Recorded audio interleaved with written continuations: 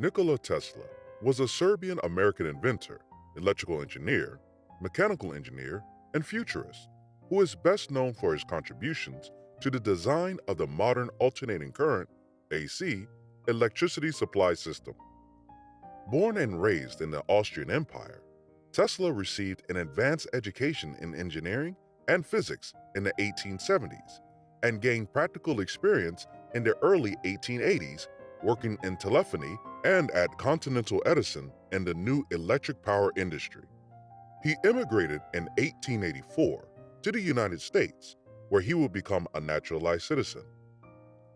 He worked for a short time at the Edison Machine Works in New York City before he struck out on his own. With the help of partners to finance and market his ideas, Tesla set up laboratories and companies in New York to develop a range of electrical and mechanical devices. His alternating current (AC) induction motor and related polyphase AC patents, licensed by the Westinghouse Electric in 1888, earned him a considerable amount of money and became the cornerstone of the polyphase system, which that company would eventually market. Attempting to develop inventions he could patent and market, Tesla conducted a range of experiments with mechanical oscillators, generators, electrical discharge tubes, and early X-ray imaging. He also built a wireless-controlled boat, one of the first ever exhibited. Tesla became well known as an inventor and would demonstrate his achievements to celebrities and wealthy patrons at his lab, and was noted for his showmanship at public lectures. Throughout the 1890s, Tesla pursued his ideas for wireless lighting and worldwide wireless electric power distribution in his high-voltage, high-frequency power experiments in New York and Colorado Springs. In 1893, he made pronouncements on the possibility of wireless communication with his devices. Tesla tried to put these ideas to practical use in his unfinished Wardenclyffe Tower project, an intercontinental wireless communication and power transmitter, but ran out of funding before he could complete it. After Wardenclyffe, Tesla experimented with a series of inventions in the 1910s and 1920s with varying degrees of success. Having spent most of his money, Tesla lived in a series of New York hotels, leaving behind unpaid bills. He died in New York City in January 1943. Tesla's work fell into relative obscurity following his death until 1960, when the General Conference on Weights and Measures named the SI unit of magnetic flux density the Tesla in his honor. There has been a resurgence in popular interest in Tesla since the 1990s. In 1874, Tesla evaded conscription into the Austro-Hungarian army in Smiljan by running away southeast of Lika to Tomangaj, near Gratchik. There he explored the mountains wearing hunter's garb. Tesla said that this contact with nature made him stronger both physically and mentally. He read many books while in Tomangaj and later said that Mark Twain's works had helped him to miraculously recover from his earlier illness. In 1875, Tesla enrolled at Austrian Polytechnic in Graz, Austria, on a military frontier scholarship. During his first year, Tesla never missed a lecture, earned the highest grades possible, passed 9 exams, nearly twice as many as required, started a Serb cultural club, and even received a letter of commendation from the dean of the technical faculty to his father, which stated, "Your son is a star of first rank." During his second year, Tesla came into conflict with Professor Poschl over the Graham dynamo, when Tesla suggested that the commutators were not necessary. Tesla claimed that he worked from 3 a.m. to 11 p.m., no Sundays or holidays accepted. He was mortified when his father made light of those hard-won honors. After his father's death in 1879, Tesla found a package of letters from his professors to his father, warning that unless he were removed from the school, Tesla would die through overwork. At the end of his second year, Tesla lost his scholarship and became addicted to gambling. During his third year, Tesla gambled away his allowance and his tuition money, later gambling back his initial losses and returning the balance to his family. Tesla said that he conquered his passion then and there, but later in the US, he was again known to play billiards. When examination time came, Tesla was unprepared and asked for an extension to study, but was denied. He did not receive grades for the last semester of the third year, and he never graduated from the university. In December 1878, Tesla left Graz and severed all relations with his family to hide the fact that he dropped out of school. His friends thought he had drowned in the nearby Mur River. Tesla moved to Marburg, where he worked as a draftsman for 60 florins per month. He spent his spare time playing cards with local men on the streets. In March 1879, Tesla's father went to Marburg to beg his son to return home, but he refused. Nikola suffered a nervous breakdown around the same time. On 24 March 1879, Tesla was returned to Gospic under police guard for not having a residence permit. On 17 April 1879, Nikola Tesla died at the age of 60 after contracting an unspecified illness. Some sources say that he died of a stroke. During that year, Tesla taught a large class of students in his old school in Gospic. In January 1880, two of Tesla's uncles put together enough money to help him leave Gospic for Prague, where he was to study. He arrived too late to enroll at Charles Ferdinand University. He had never studied Greek, a required subject, and he was illiterate in chess, another required subject. Tesla did, however, attend lectures in philosophy at the university as an auditor, but he did not receive grades for the courses. In 1881, Tesla moved to Budapest, Hungary, to work under Tivadar Puskás at a telegraph company, the Budapest Telephone Exchange. Upon arrival, Tesla realized that the company, then under construction, was not functional, so he worked as a draftsman in the Central Telegraph Office instead. Within a few months, the Budapest Telephone Exchange became functional, and Tesla was allocated the chief electrician position. During his employment, Tesla made many improvements to the central station equipment and claimed to have perfected a telephone repeater or amplifier, which was never patented nor publicly described. In 1882, Tivadar Puskás got Tesla another job in Paris with the Continental Edison Company. Tesla began working in what was then a brand new industry, installing indoor incandescent lighting citywide in the form of an electric power utility. The company had several subdivisions, and Tesla worked at the Société Électrique Edison, the division in the Ivry-sur-Seine suburb of Paris, in charge of installing the lighting system. There he gained a great deal of practical experience in electrical engineering. Management took notice of his advanced knowledge in engineering and physics, and soon had him designing and building improved versions of generating dynamos and motors. They also sent him on to troubleshoot engineering problems at other Edison utilities being built around France and in Germany. In 1884, Edison manager Charles Batchelor, who had been overseeing the Paris installation, was brought back to the United States to manage the Edison Machine Works, a manufacturing division situated in New York City, and asked that Tesla be brought to the U.S. as well. In June 1884, Tesla immigrated to the United States. He began working almost immediately at the Machine Works on Manhattan's Lower East Side, an overcrowded shop with a workforce of several hundred machinists, laborers, managing staff, and 20 field engineers struggling with the task of building the large electric utility in that city. As in Paris, Tesla was working on troubleshooting installations and improving generators. Historian W. Bernard Carlson notes, Tesla may have met company founder Thomas Edison only a couple of times.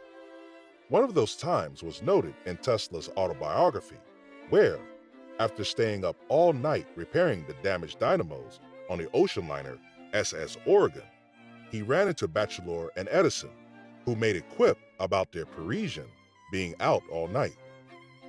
After Tesla told them he had been up all night fixing the Oregon, Edison commented to Batchelor that this is a damn good man. One of the projects given to Tesla was to develop an arc lamp-based street lighting system. Arc lighting was the most popular type of street lighting, but it required high voltages and was incompatible with the Edison low-voltage incandescent system, causing the company to lose contracts in the cities that wanted street lighting as well. Tesla's design were never put into production, possibly because of the technical improvements in the incandescent street lighting, or because of an installation deal that Edison cut with an arc lighting company.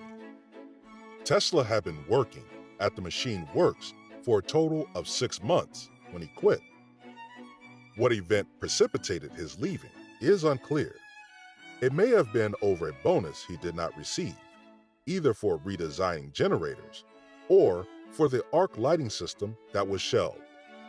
Tesla had previous run-ins with the Edison company over unpaid bonuses he believed he had earned. In his own biography, Tesla stated the manager of the Edison Machine Works offered a $50,000 bonus to design 24 different types of standard machines, but it turned out to be a practical joke.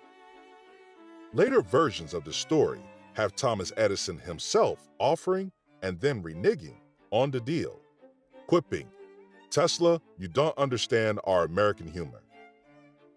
The size of the bonus in either story has been noted as odd since Machine Works manager Batchelor was stingy with pay, and the company did not have that amount of cash, equivalent to $12 million today, on hand. Tesla's diary contains just one comment on what happened at the end of his employment, a note he scrawled across the 2 pages covering 7 December 1884 to 4 January 1885, saying, "Goodbye to the Edison Machine Works." Soon after leaving the Edison company, Tesla was working on patenting an arc lighting system, possibly the same one he had developed at Edison.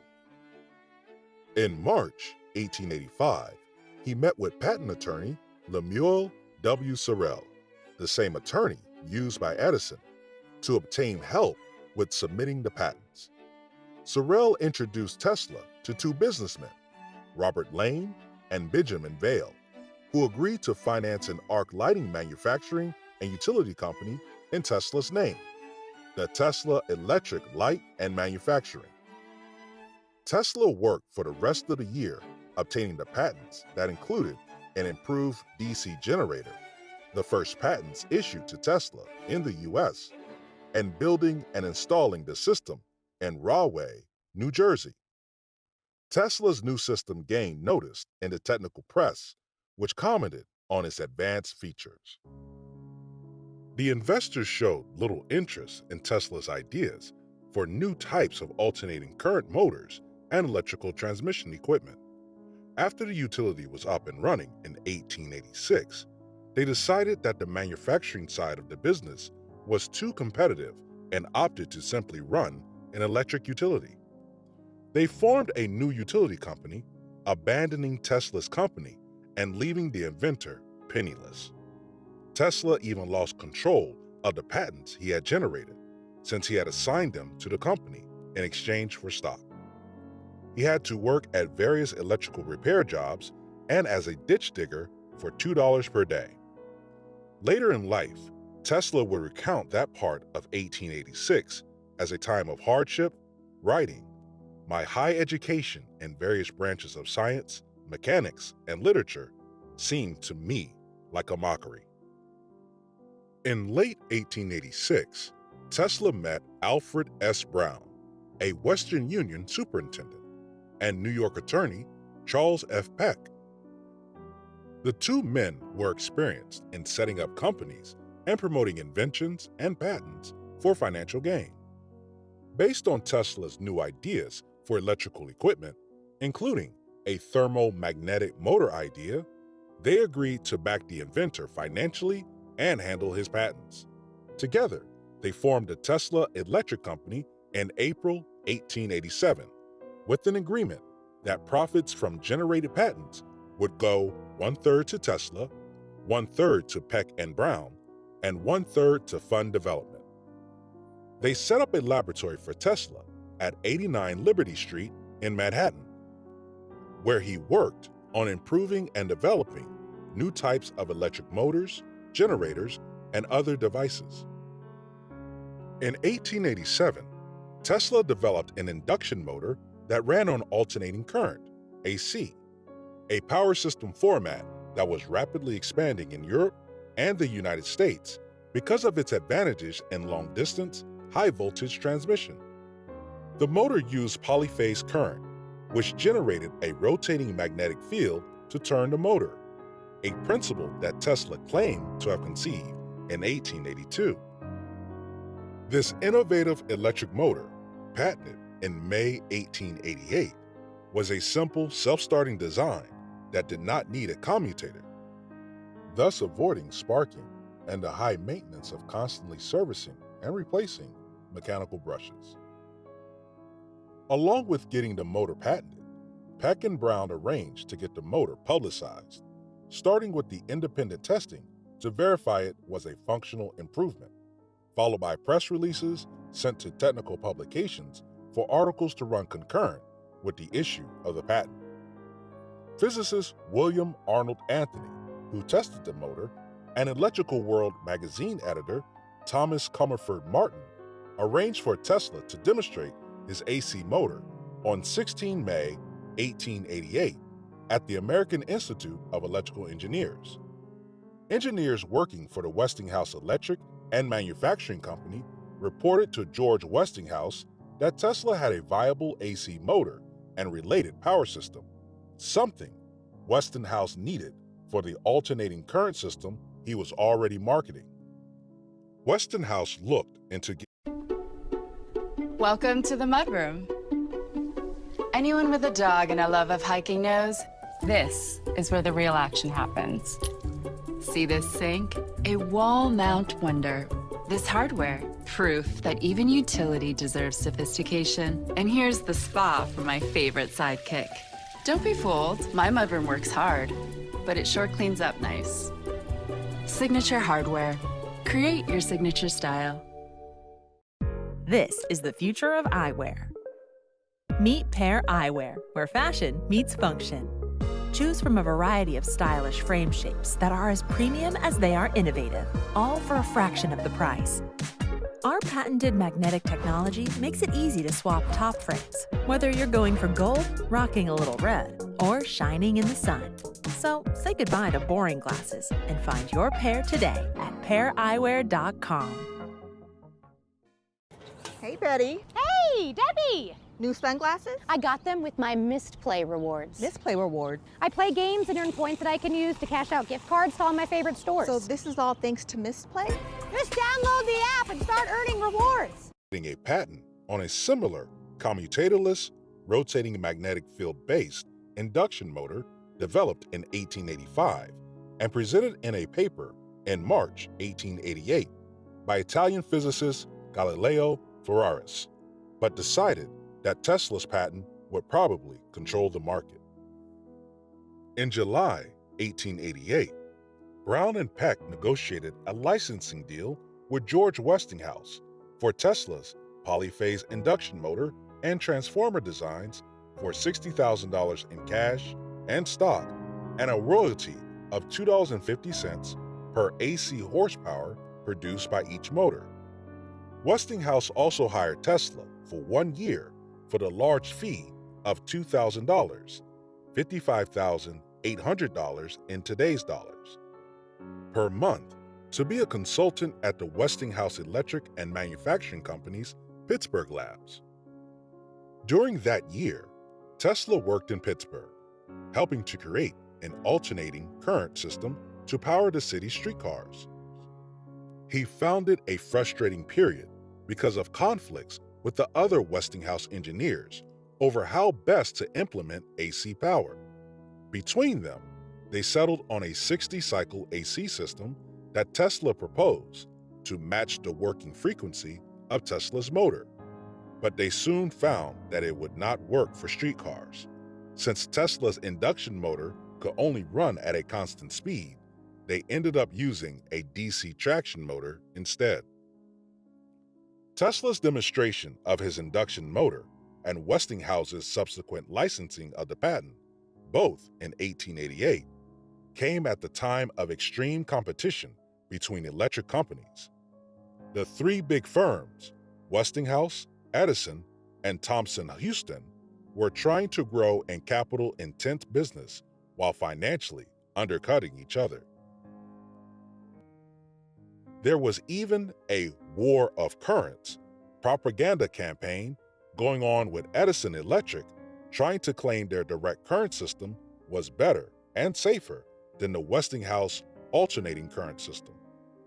Competing in this market meant Westinghouse would not have the cash or engineering resources to help Tesla's motor and the related polyphase system right away.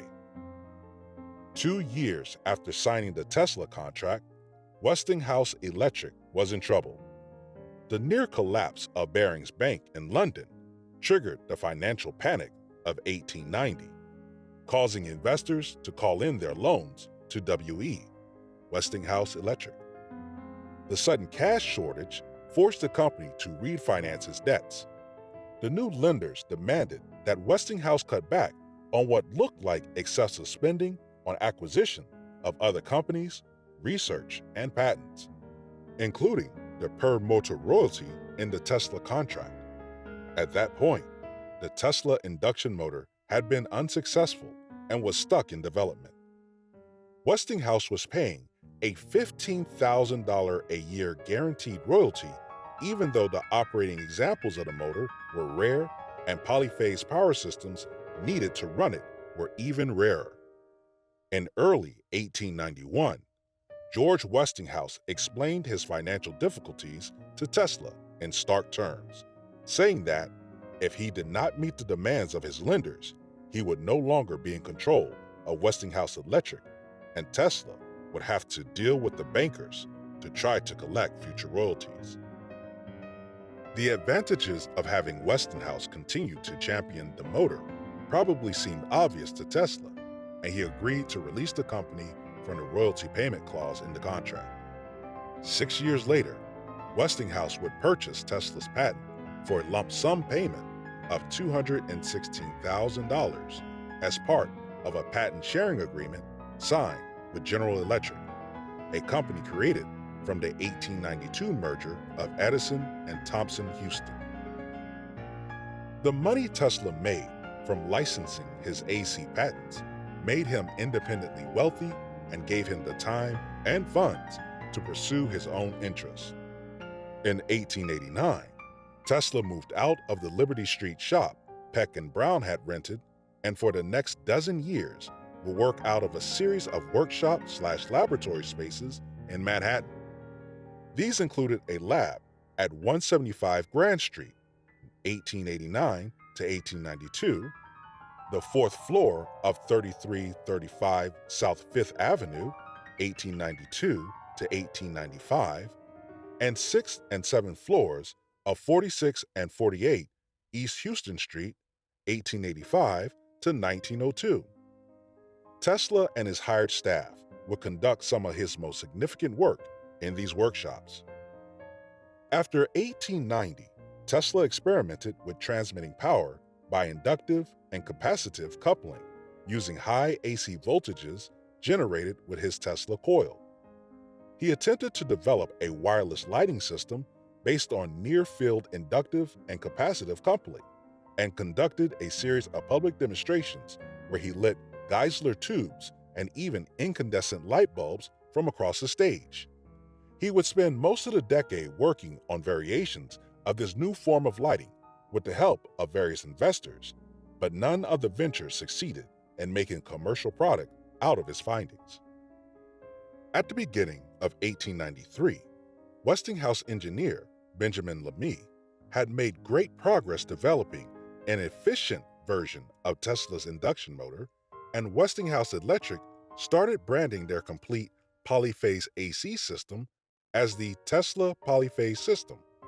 They believed that Tesla's patents gave them patent priority over other AC systems.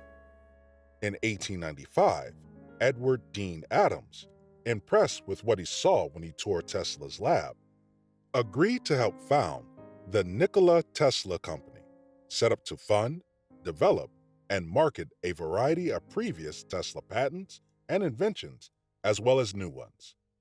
Alfred Brown signed on, bringing along patents developed under Peck and Brown. The board was filled out with William Birch Ranke and Charles F. Coney. It found few investors. The mid-1890s was a tough time financially, and the wireless lighting and oscillators patents it was set up to market never panned out. The company would handle Tesla's patents for decades to come. In the early morning hours of 13 March 1895, the South Fifth Avenue building that housed Tesla's lab caught fire. It started in the basement of the building and was so intense, Tesla's fourth-floor lab burned and collapsed into the second floor.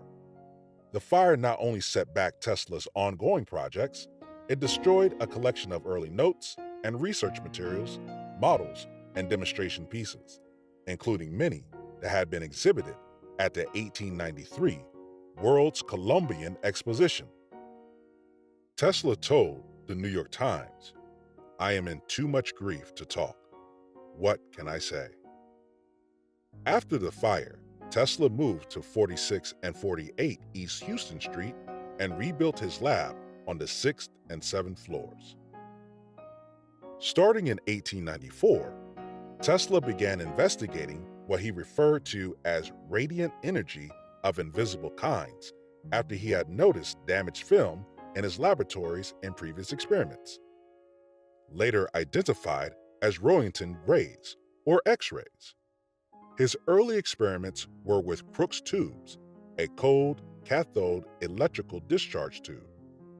Tesla may have inadvertently captured an X-ray image, predating, by a few weeks, Wilhelm Roentgen's December 1895 announcement of the discovery of X-rays when he tried to photograph Mark Twain, illuminated by a Geisler tube, an earlier type of glass discharge tube.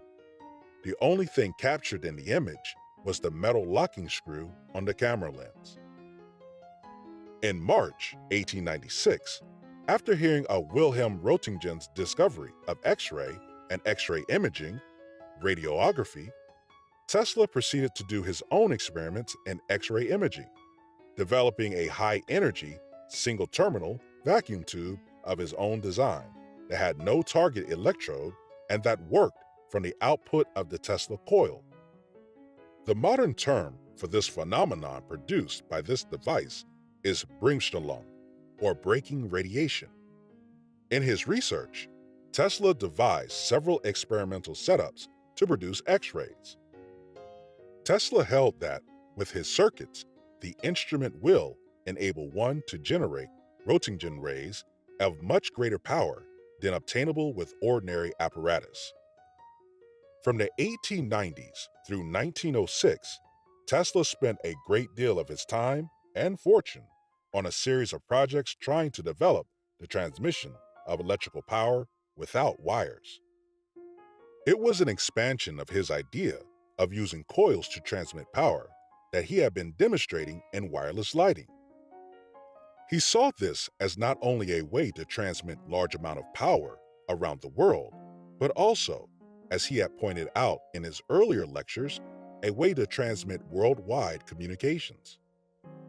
At the time Tesla was formulating his ideas, there was no feasible way to wirelessly transmit communication signals over long distances, let alone large amounts of power.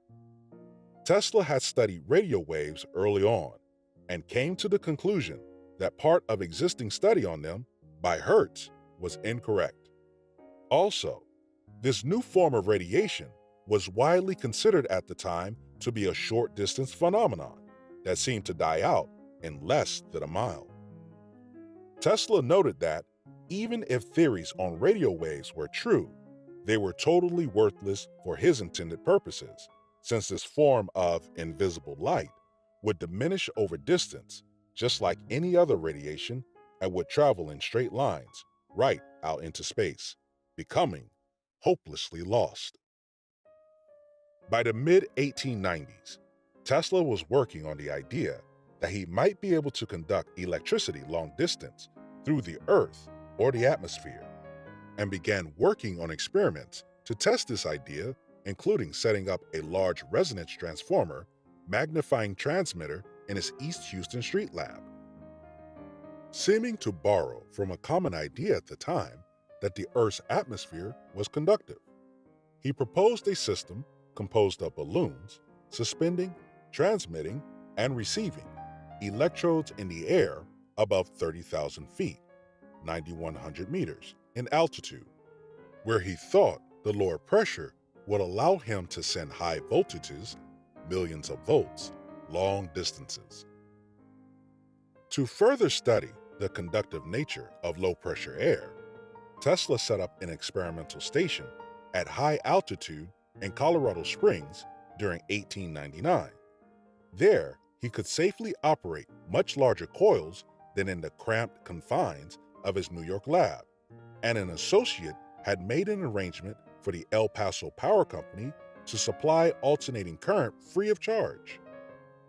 To fund his experiments, he convinced John Jacob Astor IV to invest $100,000, $3,011,600 in today's dollars, to become a majority shareholder in the Nikola Tesla company.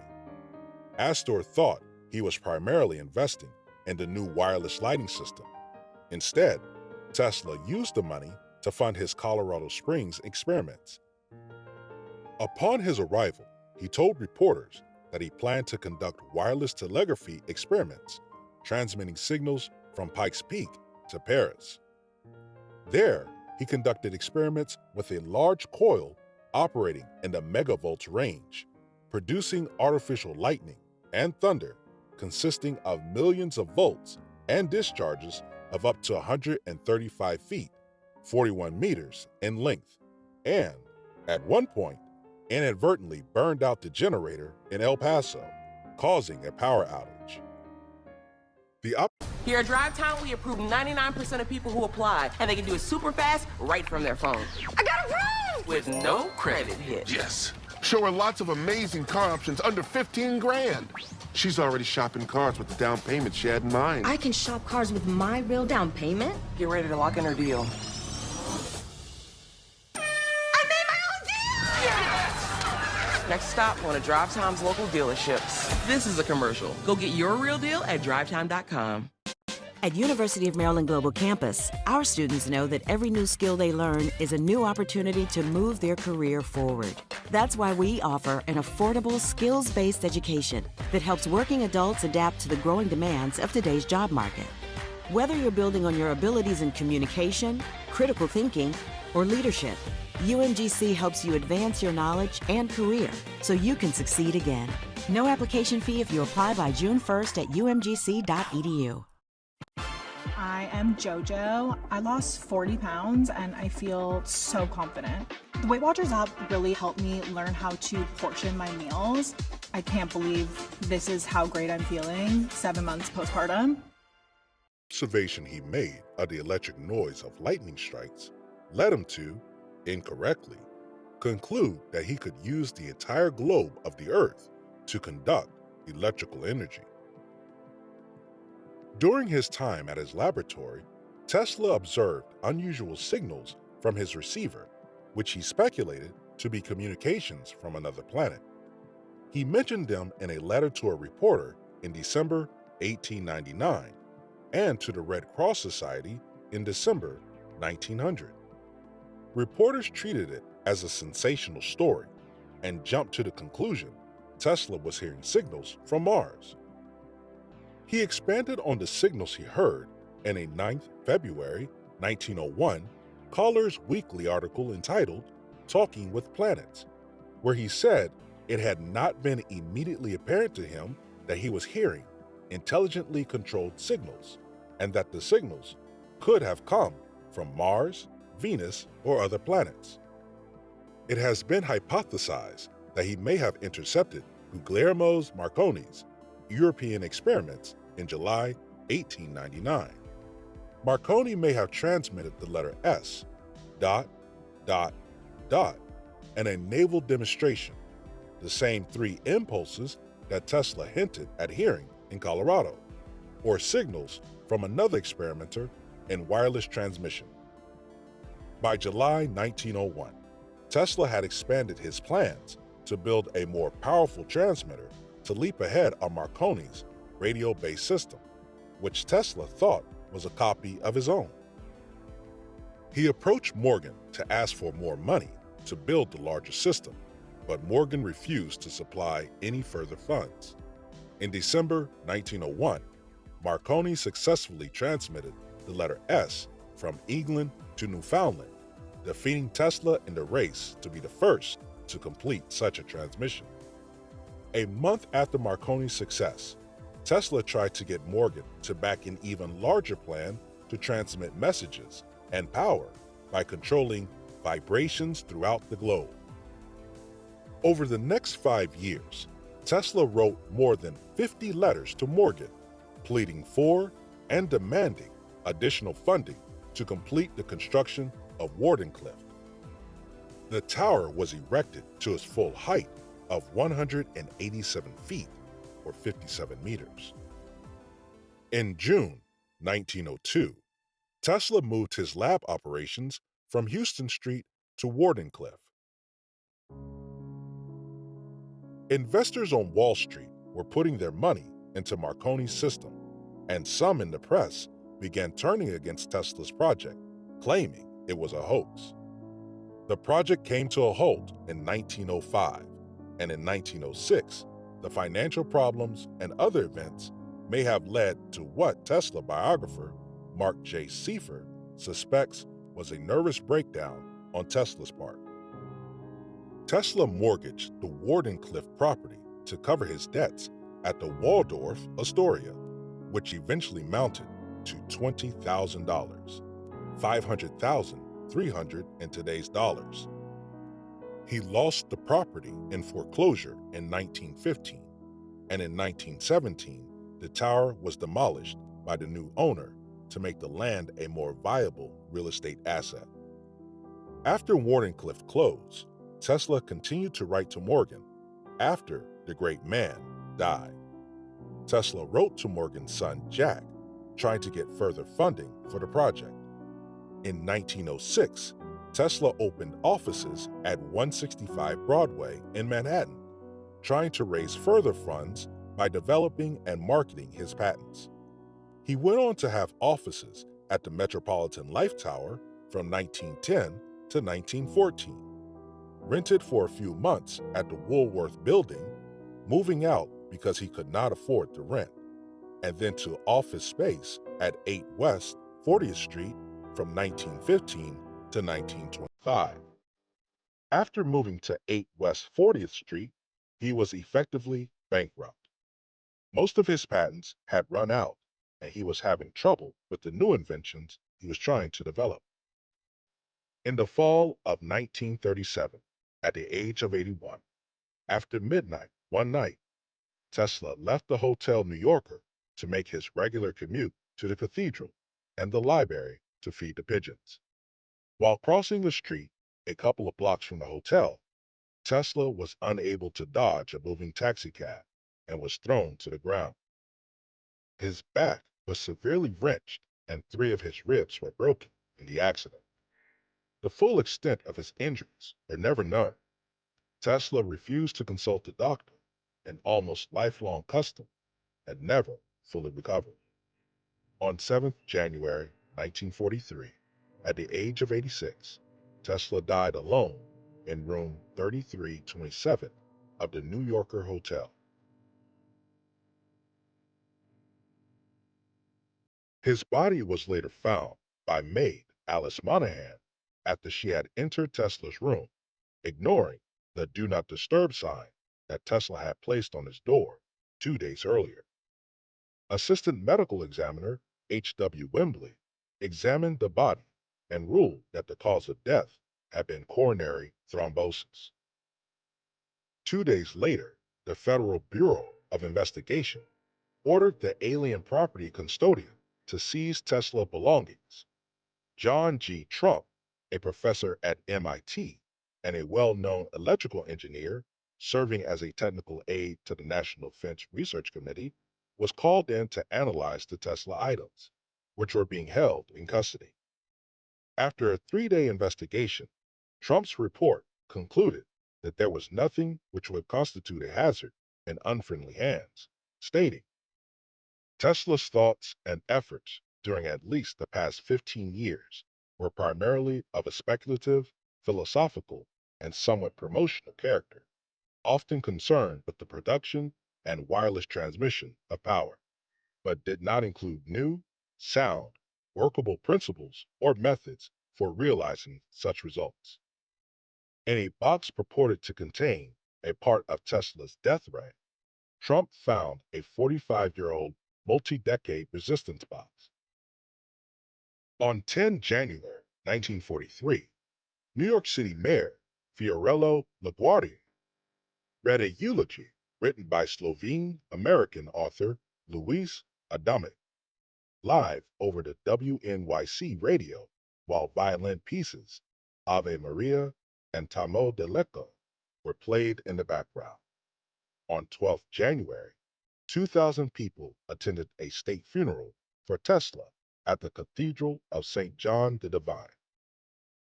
After the funeral, Tesla's body was taken to the Ferncliff Cemetery in Ardsley, New York, where it was later cremated. The following day, a second service was conducted by prominent priests in the Trinity Chapel, today's Serbian Orthodox Cathedral of St. Sava in New York City.